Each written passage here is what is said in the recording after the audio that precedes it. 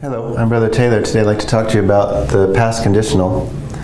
Past conditional is quite often used in context where we're trying to say, I would have spoken. So, j'aurais parlé means I would have spoken. And let me just practice pronouncing this for a minute. J'aurais parlé, tu aurais parlé, il aurait parlé, elle aurait parlé, nous aurions parlé, vous auriez parlé, ils auraient parlé, elles auraient parlé.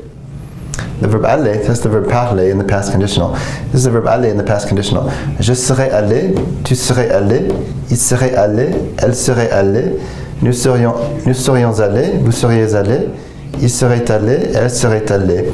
You actually don't have to say this. You can if you want to be more formal.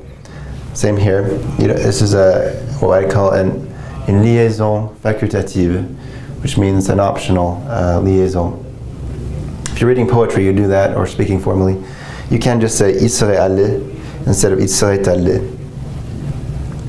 So what does this mean? This means I would have gone. Notice in English we use avoir, but in French, this aller is an être verb, so we use être, just like in the passé composé. I went is je suis allé, si it's être, and j'ai parlé is avoir, just like that. So in any compound tense, they always use the same auxiliary verb, not conjugate the same, but the same auxiliary verb, whether it's avoir or être. Okay, so when do we use the past conditional? So if I were to say I would have spoken, it's kind of like based on this condition. Like if I had had the time, I would have spoken, or if I had known the answer, I would have gotten a good grade or whatever. So it's all kind of a hypothetical past.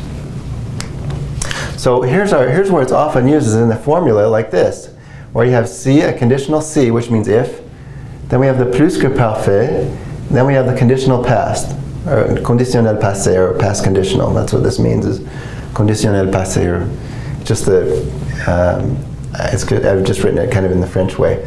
So if you had had the courage, you would have spoken with her.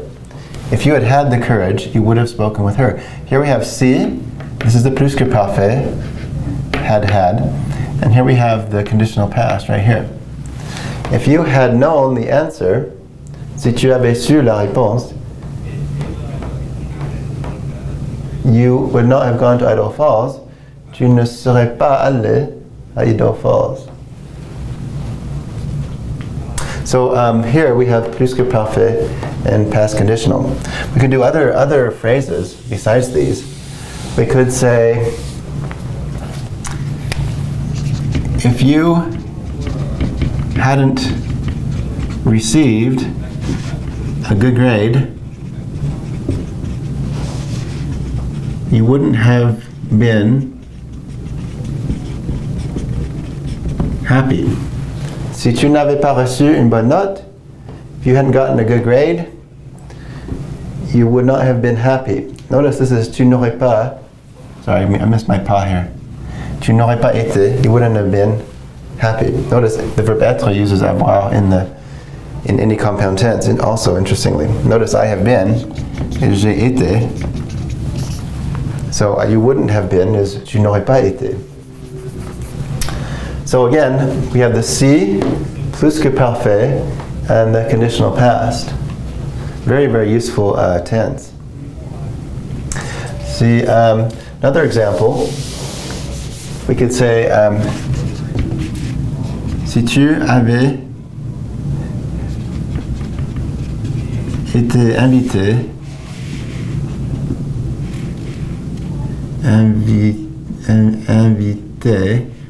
à la fête,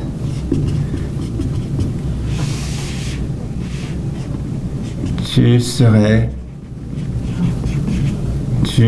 allé. If you had been invited to the party, you would have gone there. You've gone to it.